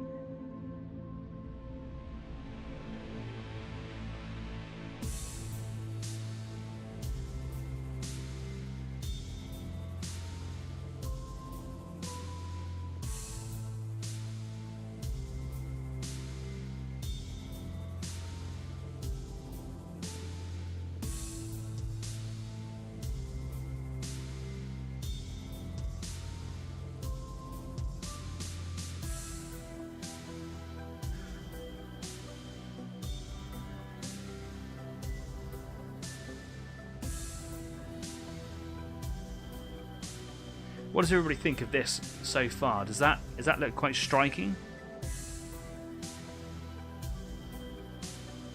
And all I'm going to do is I'm going to make like contrast glazes up by adding whatever colour paint I want with contrast medium, and hopefully that works.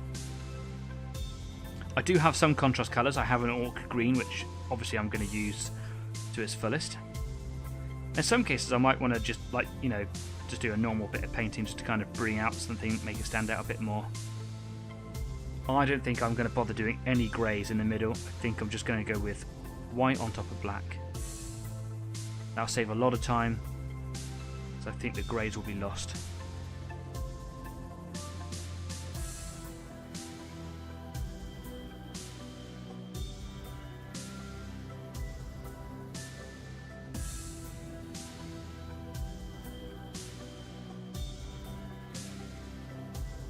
I think you need just the white. Yeah, me too. But it looks cool though, doesn't it? It's like a nice monochrome photograph or something. Excellent. Okay, cool. Do you know what? putting the base aside, I'm going to go in to the Power Claw. First of all, though, I'm going to have a little drink because I'm getting quite thirsty. Yum yum. Okay, I don't have a damp pad, so just a drop of water on my fingertip. Where the water beads up, I don't want to get all of that water in my bristle, so I just kind of let it run down a little bit, and then I just mop up like the excess moisture. And you can see that's already interacted with the paint in my brush, and I don't know if you can see, but basically I've got a little tiny bit of white residue on my finger there. And then I just go and get a bit of paint. And that moisture just stops it from grabbing and drying too quickly on the bristles inside the brush, and just helps that paint maintain its wet property and just transfers so much easier. Okay, I'm going to start on the underside here because there's a lot of details and things. I don't want to start on the big open areas like the shoulder pad here because that's just a flat area where I could just end up getting a big smear or smudge. So just a delicate start, just the tip of my brush, picking out the highlights. There we go. Oh, strike. Really, really striking already.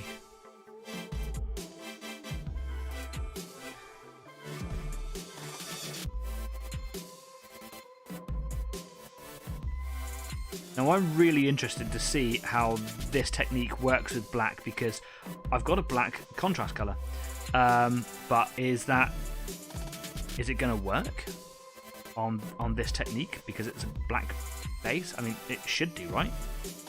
Let's see what happens. Now, as you can see, I'm actually kind of calmed down a little bit as I'm working away here. I'm finding like a natural sort of flow. If I go too heavy too fast, I get big sweeping brush marks, but if I just take my time and add the tiniest amount of pressure, I'm actually getting really quite nice swirls and stuff, which I can use my thumb to sort of, you know, tone them down a little bit, spread them out.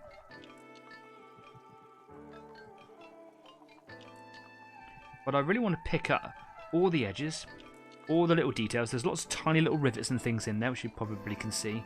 But occasionally, like just in the middle here, there's like undulations to make it like beaten metal, and I want it to pick out those edges, but not as harsh as an outside edge. And hopefully, it will show through as like subtle variations in the painting later on. I'm gonna put a bit more water in there because I can see I'm starting to get a bit of chalkiness coming through, and I just don't want that. Oh, yeah, that's too wet. You can see got some big streaks in there. I don't want a wet brush.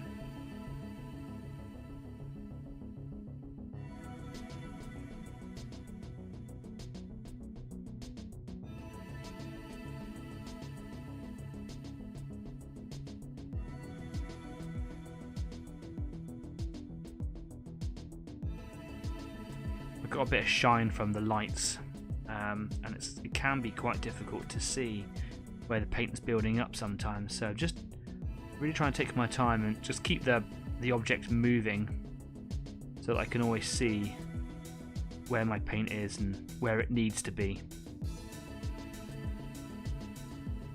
I only thought this process was going to take a really long time, but even though it's taken me, you know, the hour and a half to get to this point, a lot of that was, of course, just the prep and the spraying, getting him undercoated with the black.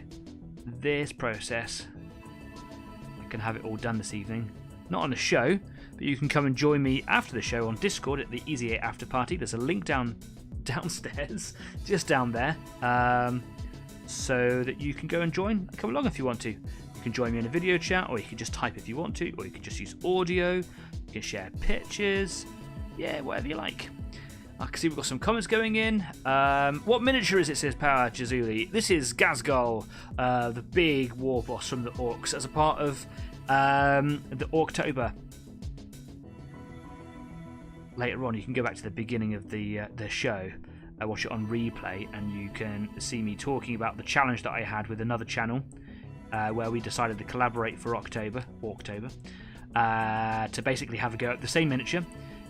John from the United States out of this world models and minis. He's a really, really lovely bloke, and I wish it was just a simple case of just popping over to go and say hello, but you know, the other side of the planet and all that, it makes it very difficult, right?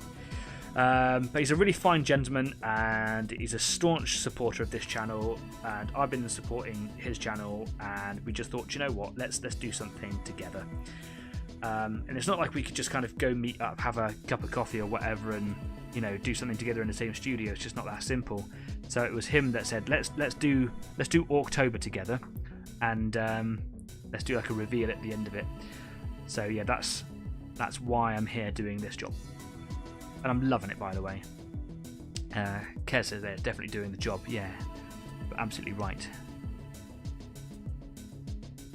I've just got to stay calm and not get excited like Staff called me out at the beginning. I do get excited.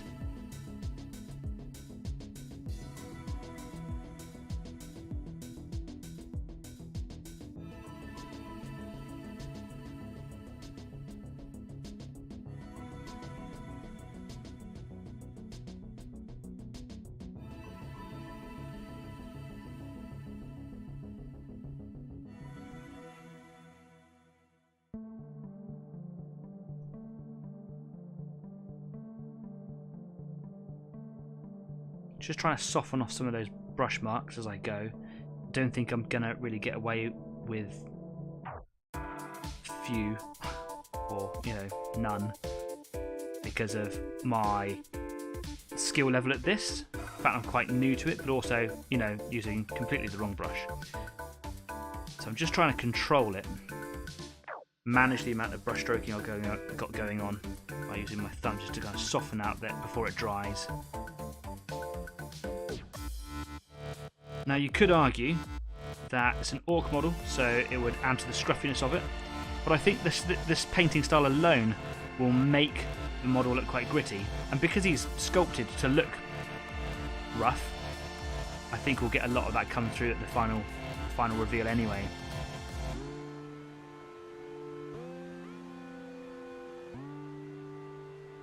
I'm just looking for heavy contrast.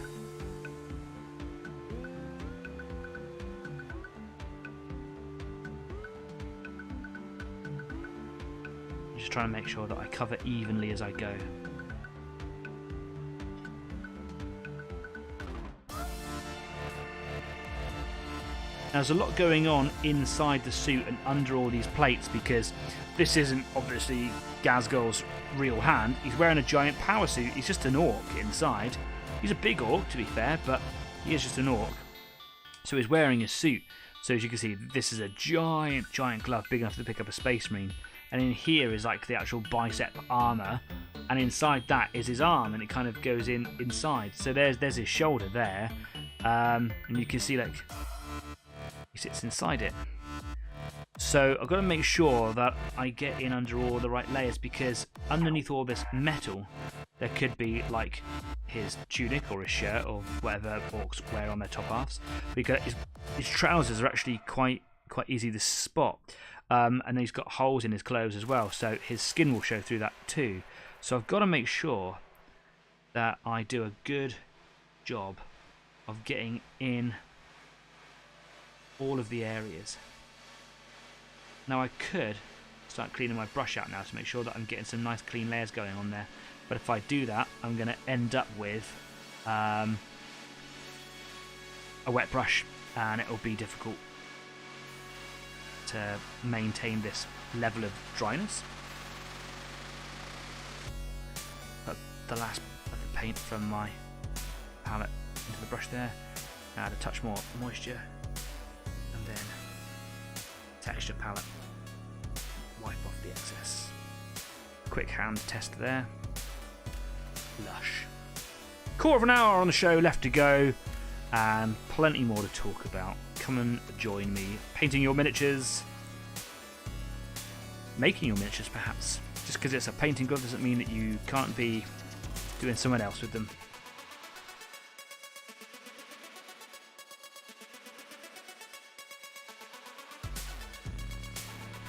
Bring a friend, bring your kids.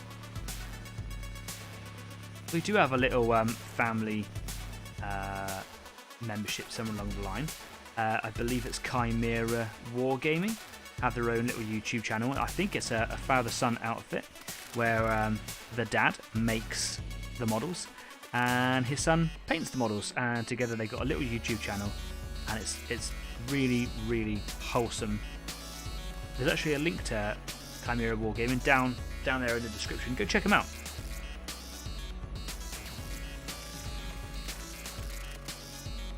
I believe also Chimera Wargaming come from Spain, so Power Jazuli, not on your own.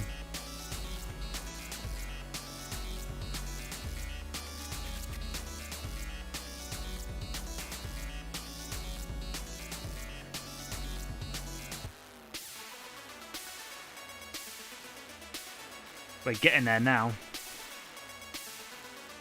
Just trying to make sure that I get in between all these fingers and down underneath this hood, this cover.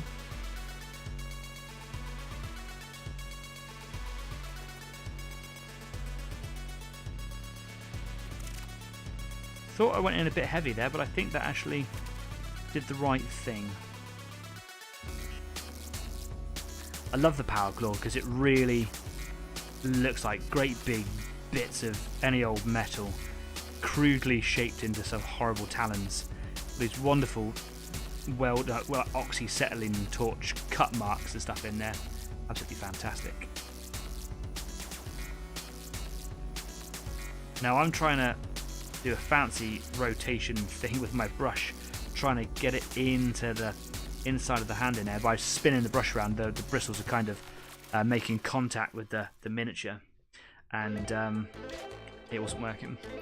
So I'm going to put a little bit of moisture in the bristles because I know, yeah, look at the paint coming out now. There we go. Wipe off the excess. Be careful about how heavy I'll go in with this. There we go. That did the job.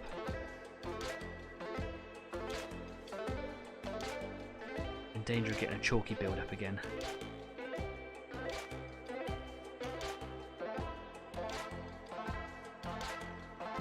Right, a quick check over, make sure that I've got all the areas with a decent contrasting coat. Do it a bit more under here. Look.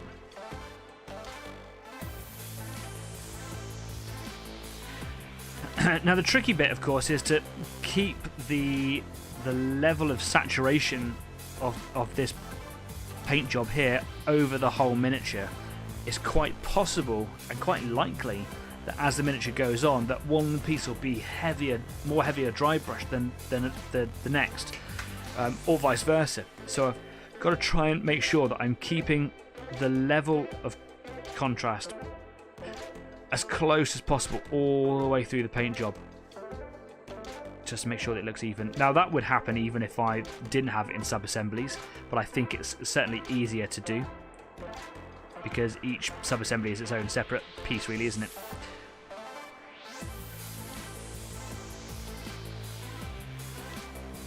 I think we can all say that that is looking pretty cool. I think I need to go heavier, especially in some of these areas here.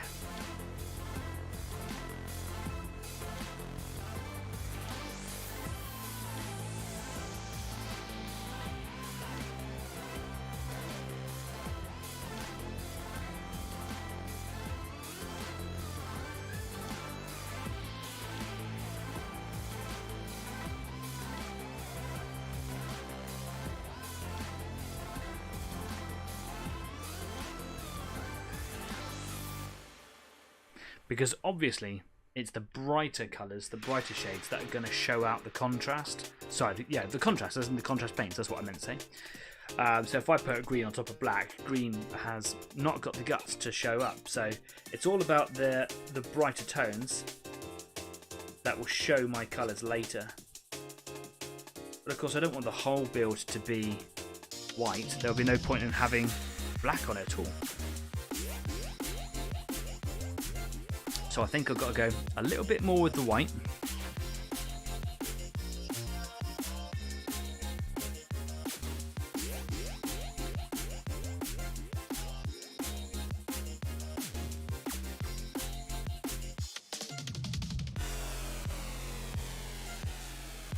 trying to keep those edges nice and sharp as well. Because if I start building up too much, the edges won't stand out much, and there's nothing, I can't go any brighter than white. Which is why originally I was going to stay with grey, and then do like a highlight with white.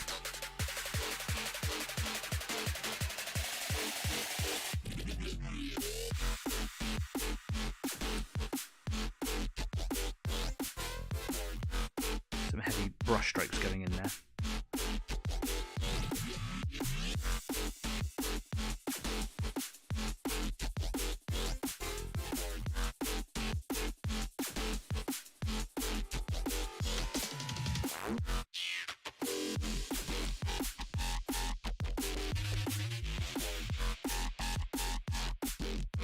That's better.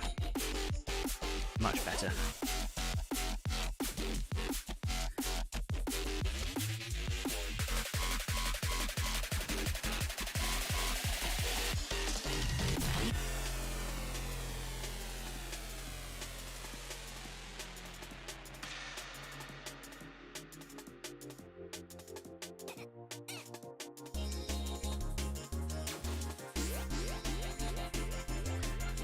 How's your jobs coming on today, guys? Kez, how's your little orc coming on? Have you got over the issues with the colour saturation that you were looking at a minute ago? Or are you unhappy with it? Are you happy with it?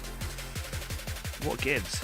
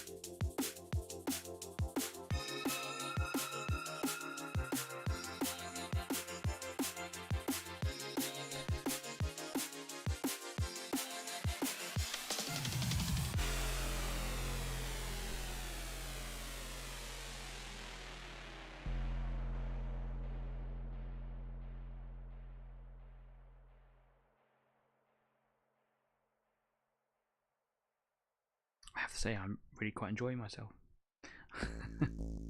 This is a very new technique that I've not done before, and the fact that it's going quite well is making me very happy, obviously. But it's just fun exploring new techniques, isn't it? It's put yourself into an uncomfortable situation, do something new, and when it starts going well, yeah.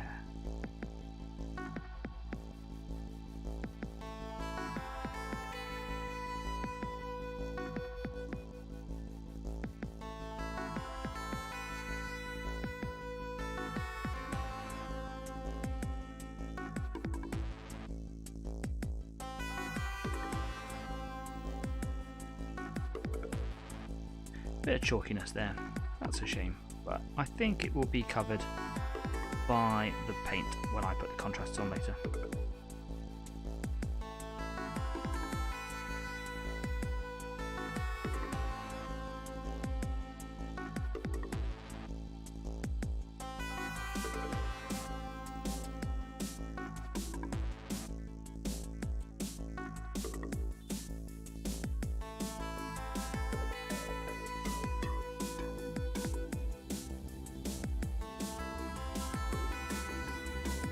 Staff says, word of advice, if painting 15mm window shutters, whiskey is not your friend.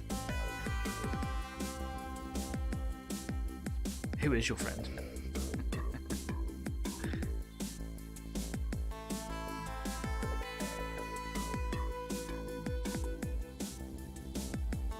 Okay, I think that hand is done for now.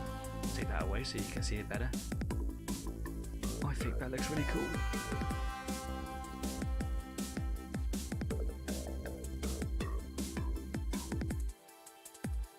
Almost looks like black and white comic book art, doesn't it? Thanks for the advice, says Kez. The whiskey's your friend? So just in there, that's his bicep, that's his shoulder in there. See that little bit? I want to get that with a bit of white.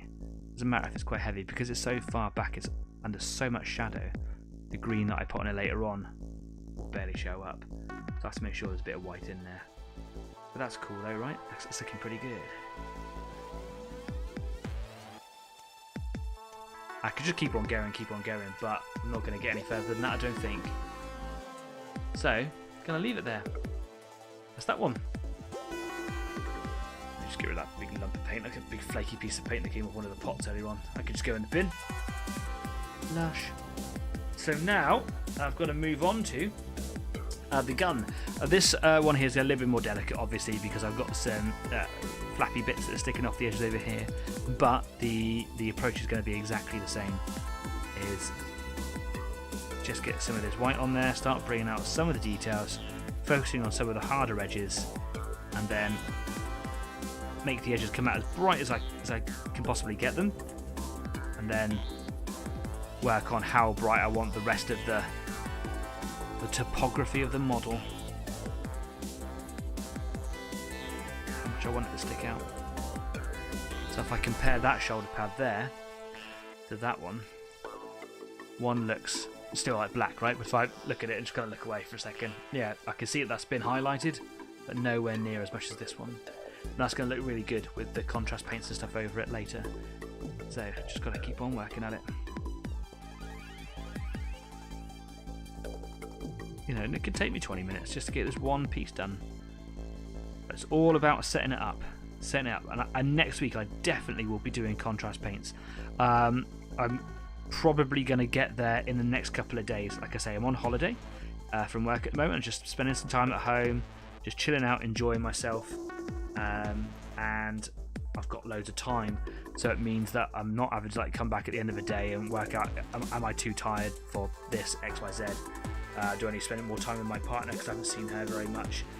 Yes, I still need to see more of my partner. But, you know, I've got time during the day, which is cool. So I'm going to carry on with this tomorrow. And hopefully I'll get all of the dry brushing done. And also get started on the contrast paints. Now I will do little video updates and stuff as I'm going. And you can catch those on over Facebook. Not on YouTube. Those little updates are a Facebook thing. And yeah, you can see how it's going. Now, John from Out of This World Models and Minis might want to avoid it because he might not want the spoiler, so to speak. But I know that he likes to check in on the channel from time to time, and that's okay. Maybe he'll be doing little updates and stuff as well. Maybe in YouTube Shorts. I can do YouTube Shorts too. In fact, now thinking about it, we did say that we were going to do some shorts, so yeah, he'll be checking in, I'll be checking in to see how each other's builds are going. Kes says, I'm just going to keep it as it is. I like it, just not what I was expecting. Oh, okay, like in terms of doing more to it later on with like washes and shades and things.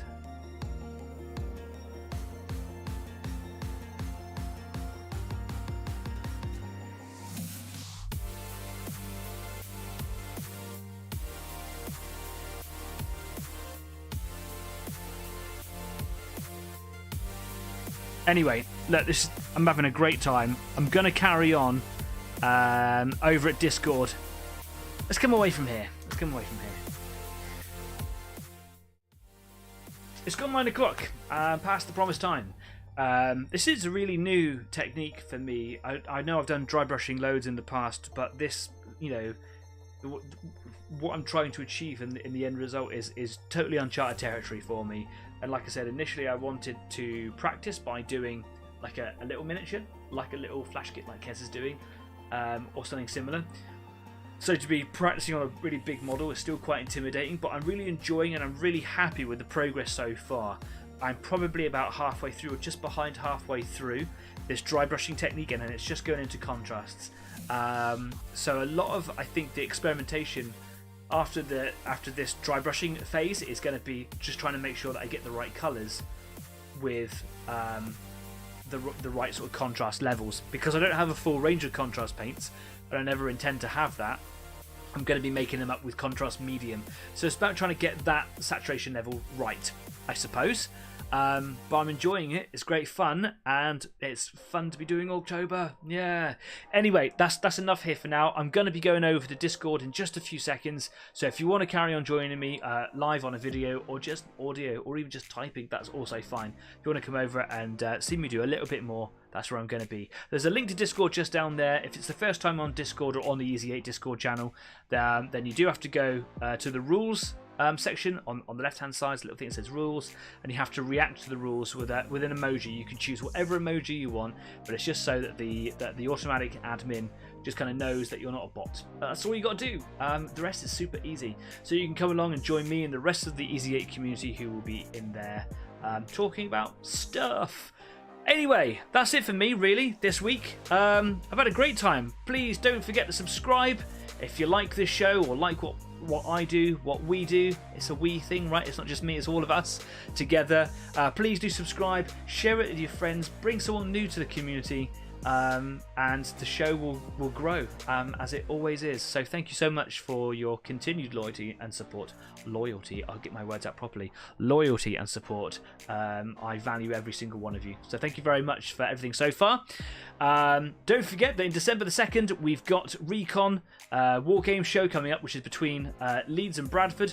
So it's quite a distance for me to go and make it, but it's being run by the Pit Gaming Shop, and I couldn't be happier about being invited to go along. Going to be running a live show from there, going to be involved in a painting competition as a judge, if that's still going ahead, but just going to have my own display table, and people from the community are going to come and join me. We're going to have like a big community display table of stuff that we've done through Easy 8.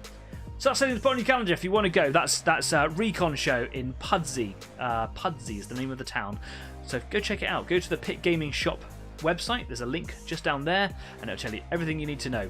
In the meantime, I'll see you guys next week. Thanks for coming along this evening. I hope you're having a lovely time.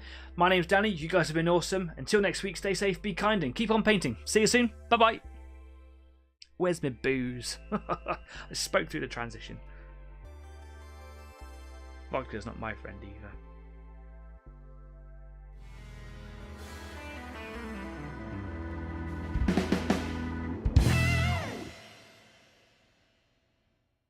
Oh no, vodka is my friend.